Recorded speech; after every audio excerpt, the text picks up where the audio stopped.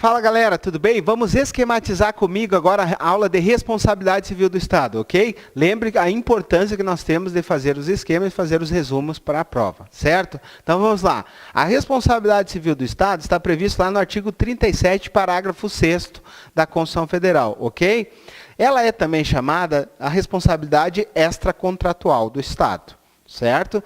Nós temos em regra que o Estado tem uma responsabilidade objetiva. Certo? Quando que teremos a responsabilidade objetiva?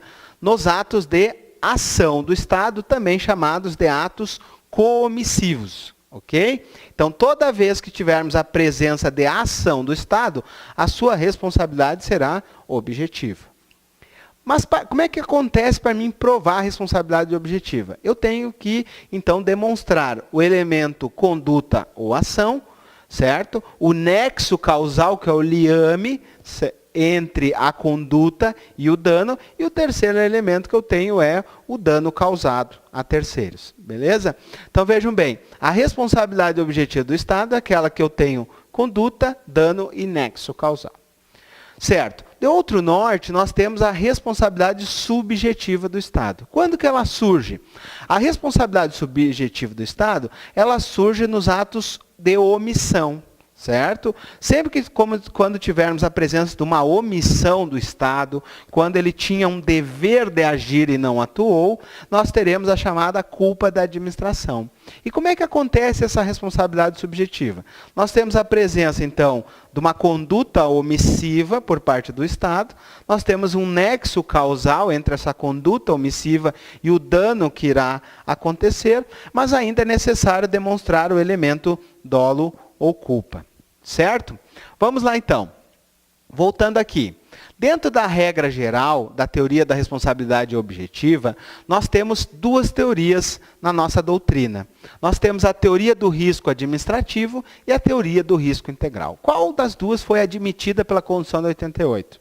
Certo? Então nós temos aí o entendimento da doutrina majoritária, que a teoria que a Constituição de 88 trouxe como regra é a teoria do risco administrativo. E o que vem a ser isso então, pessoal? A teoria do risco administrativo é aquela que diz que a responsabilidade do Estado admite excludentes de licitude. Então, o Estado não vai responder sempre de forma objetiva.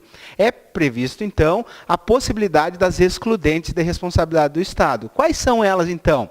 Temos que saber. Primeiro, força maior, caso fortuito, culpa de terceiros e culpa exclusiva da vítima. Mas agora eu chamo vocês a atenção ao seguinte, muito cuidado.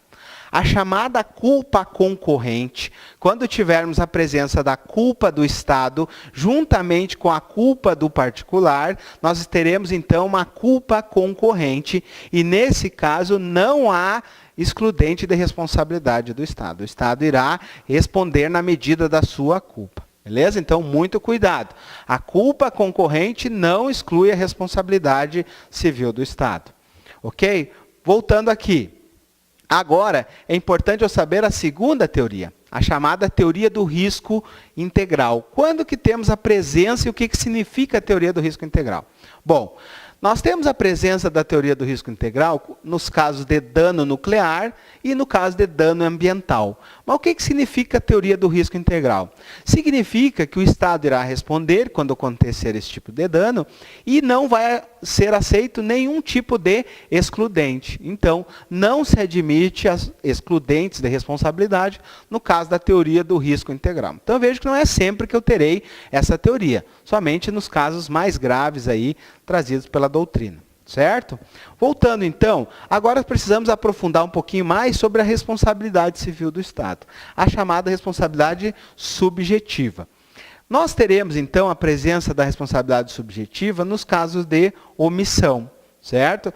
Relembrando que eu preciso provar conduta, nexo, dano, mais dolo ou culpa, certo? Mas vejam bem, quando que eu tenho então atos de omissão do Estado, a chamada culpa da administração? Eu posso ter, então, omissão relacionada a fatos da natureza ou omissões relacionadas a fato de terceiros. Importante eu saber que em ambas as situações de omissão, o Estado somente será responsabilizado quando houver um dever de agir por parte desse e esse não o fizer. certo? Então vamos pensar o seguinte, fato da natureza, exemplo, uma enchente. Digamos que nós temos um bueiro numa rua. Se o Estado fez a manutenção devida e essa rua, né, inunda por um fator externo ao Estado, imagina que choveu um volume muito elevado, muito acima daquilo que é previsto, nós temos então aí, né, não iremos ter o dever de agir do Estado e não teremos uma culpa, uma responsabilização do Estado, porque ele fez a manutenção devida no bueiro, certo? Diferente, por exemplo, quando ele tinha o dever de agir e não agiu. Imagina que esse mesmo bueiro não é feita a manutenção devida, e aí vem uma pequena chuva e isso inunda e causa danos a uma família, uma casa, etc. e tal. Nós temos aí, então, uma culpa do Estado, porque ele tinha o dever de agir e não agiu. Outro exemplo, né, que nós temos aí, de fato da natureza, imagine que uma rua onde uma chuva abre um determinado buraco na rua e a administração pública não faz nada. E aí uma pessoa vem e sofre um acidente nesse buraco, certo? Então, havia um dever de agir por parte do Estado, que não fez a manutenção da via, e isso trouxe, então, um dano a terceiros. Beleza? Agora, importante saber também que existem omissões que têm fato de terceiros. Imagine, exemplo, uma multidão.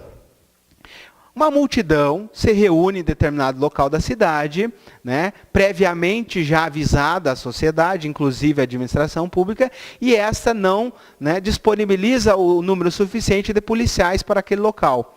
E aí essa multidão causa danos, por exemplo, aos comerciantes daquele local. Nós temos aí um dever de agir do Estado que foi omisso na sua atuação e veio a causar um dano a terceiros. Ok? Mas mais importante do fato causado por terceiros é justamente nos casos de custódia. Então, muito cuidado, muitas questões de prova abordam a situação da custódia. O que vem a ser custódia?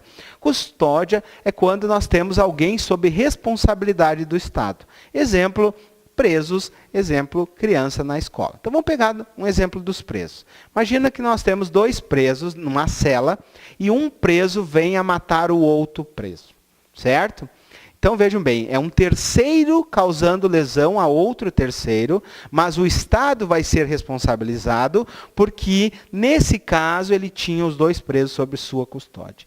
E nesse caso, a responsabilidade, então, é agravada. Nós temos aqui a chamada responsabilidade objetiva. Eu não preciso mais demonstrar o dolo ou a culpa da administração pública. Baste que eu demonstre, então, a responsabilidade objetiva, conduta, nexo e dano causal.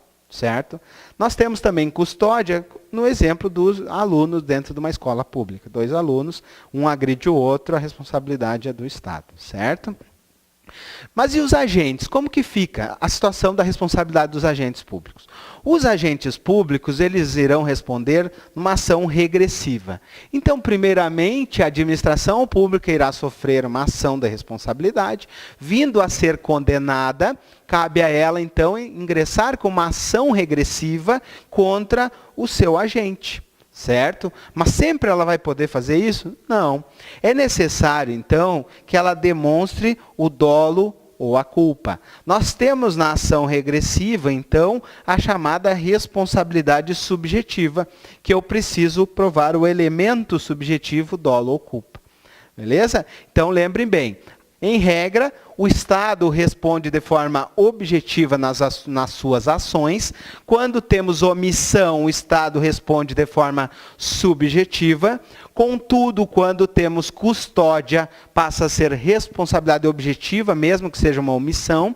E a ação regressiva contra os seus agentes também vai ser subjetiva, certo? Por fim, é importante eu lembrar quando nós falamos de organização da administração pública.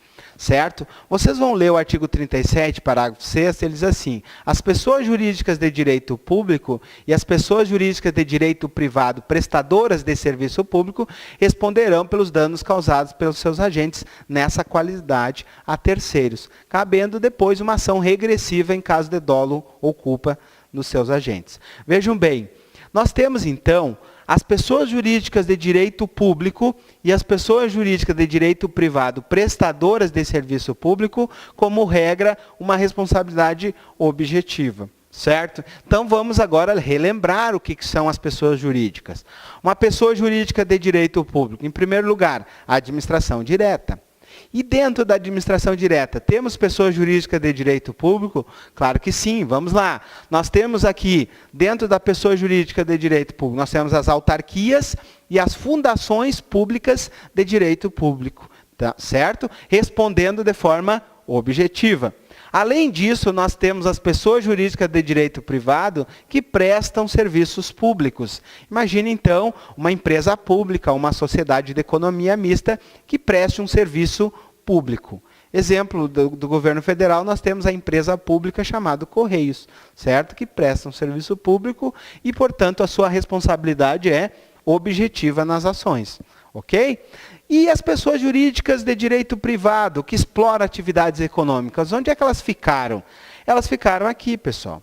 As pessoas jurídicas de direito privado que exploram atividades econômicas, nós temos uma responsabilidade subjetiva, mesmo que seja uma ação. Então, tanto na ação quanto na omissão dessas pessoas jurídicas aqui, nós temos a regra do direito privado.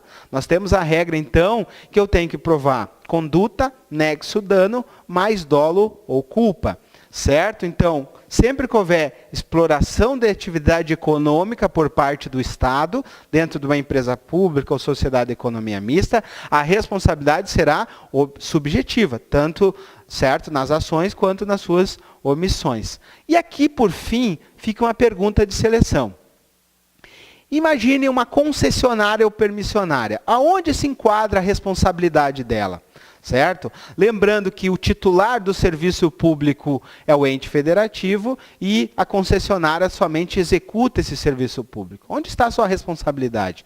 Bom, a responsabilidade de uma concessionária ou permissionária prestadora de serviço público está aqui, ó. Sempre quando tivermos uma concessionária ou permissionária exercendo atividade administrativa, prestando um serviço público, a sua responsabilidade é objetiva, certo? Lá do artigo 37, parágrafo 6º. E o Estado, como que fica no caso de uma concessionária? Primeiro, a concessionária é demandada de forma objetiva e o Estado de forma subsidiária no caso de falta de fiscalização nessa prestação de serviço público. Ok, pessoal? Fizemos um bom resumo aqui sobre responsabilidade. Isso ajuda muito em termos de memorização para vocês. Agora, faça as questões de prova, faça a leitura do artigo 37, parágrafo 6º. Até a próxima aula e um abraço.